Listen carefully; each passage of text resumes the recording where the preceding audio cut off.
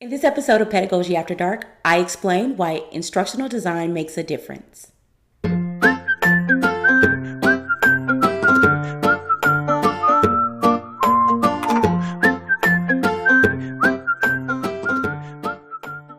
As I work as a consultant, a lot of times I go to new schools and teachers are somewhat reluctant to take my advice.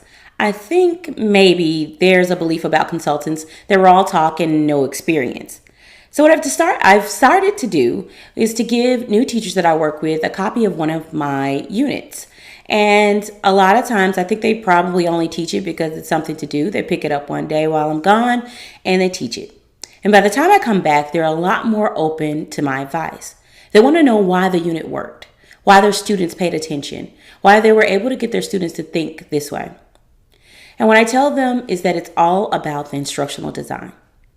Now, when it comes to instructional design, I'm going to use one of those buzzwords in education that I'm always talking about. I'm sorry. But the biggest difference in the lessons is really that I practice backwards planning. And I know that's something that you're probably tired of hearing because it almost always means that we begin with the test in mind. And while that is actually really important, and I'm going to get to that later, I start even farther back than that. I start at the beginning of the school year by thinking about what I want my students to get out of the class, who I want them to be at the end of the class, and how I want the lessons and the content that I teach them to change them. Usually it has something to do with these words. I want my students to know how to advocate for themselves.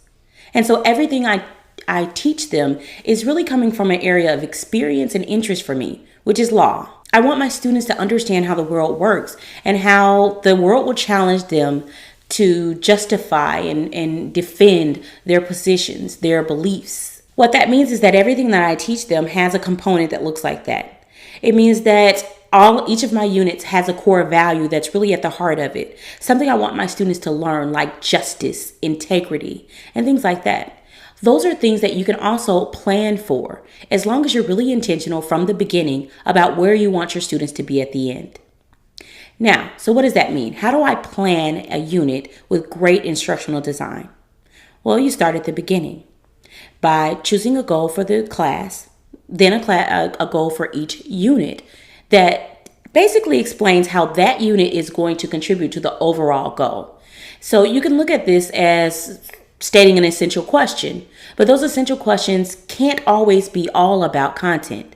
The reason is because that will result in it not being very relevant for your students. And so when you design with these things in mind, your students understand where you're coming from and why they need to learn the content that you're trying to teach. And it's not just for a test. But that takes us to the other part of this. Once I've decided and sort of set a goal for who my students will be, I have to figure out how to get them there. Okay. And what that means is that how am I going to use content to reinforce these ideas where there may be a skill or something that the students are going to learn in order to be able to equip them to be able to perform other higher levels of thinking about these bigger issues and things in society. So that means that I do go to whatever my content standards are. For most of you, that is Common Core, and you understand how the Common Core standards actually fit, how they fit into who you want your students to be. Our Common Core posters are a great resource for this. They actually talk about not just real world, but personal reasons why students should want to learn and why they will learn the Common Core standards inside class. From there, you design your assessment. Your assessment is going to test in a rigorous way and in a real way everything you've taught your students. Teachers oftentimes fall short of assessing their students the way that they will in the end. I don't have a problem with it. There is not a choice between teaching to the test and teaching content. We live in a situation and a reality right now where they are the same thing. And it's okay to do that. You want your students to be prepared. You don't want them to feel like they have been caught off guard when they go in to take a test. So every day, actually, every lesson that I prepare, there's actually an assessment that looks something like your students will have to do. There'll be an open-ended response item, an essay prompt, or there will be a multiple choice question that I actually designed with a released test item right in front of me so that I know I'm actually I'm being genuine in what this is going to look like in the test. And so at the end of the lesson, it's an afterthought and an exit ticket for me. And it's not a big deal. And because I've been teaching little aspects of the test the whole year, my students are not freaked out at the end of the year when they have to finally get the opportunity to show what they know. So with our overall goals and who we want our students to become, right? What lessons they're going to learn about being a person and being a citizen and being successful, along with the content that basically explains and shows what that success has to look like, what they have to be able to do. So these are my content standards. What I do from then is I actually design a unit that tells a story. Many teachers, when I go into their classrooms, their lessons bounce around. This week, I might be talking about this thing. This week, I'll be talking about something else. One of the units that'll be released very soon is the Nixon Legacies unit. That unit comes right after the Martin Luther King unit. That's a really, really great continuous story. So instead of just allowing Martin Luther King's story to end with his death and assassination in 1968, what this allows us to do is to continue to understand the legacy that Martin Luther King left while actually examining Nixon's legacy as well as president. So what that means is that I pay attention to the storyline, whether I teach English or whether I'm teaching history or even biology for that matter.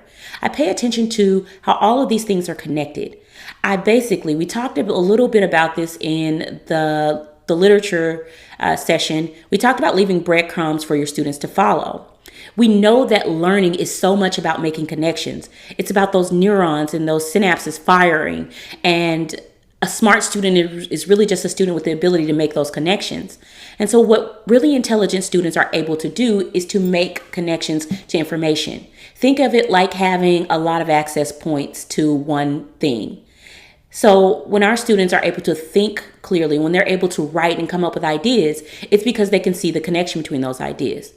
But this doesn't always happen naturally for our students. We have to leave connections for the students to follow.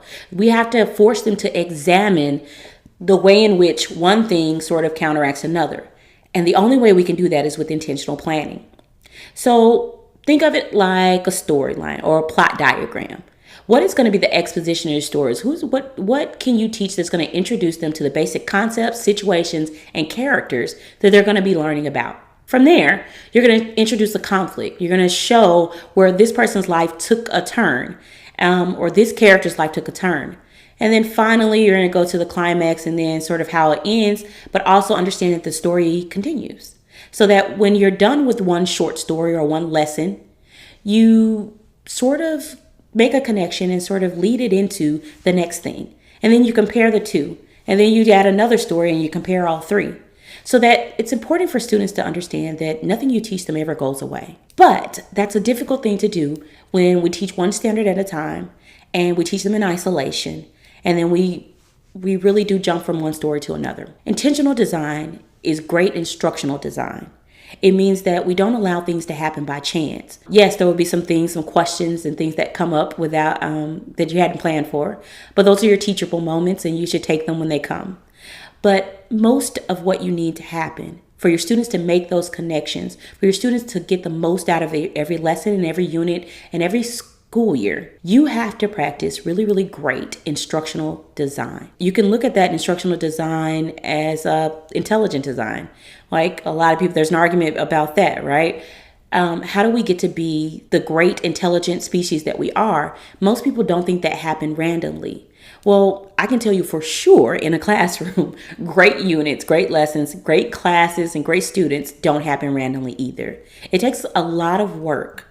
But, and this is the final thing that's probably going to be followed up in a different session, that work can be split up in two ways.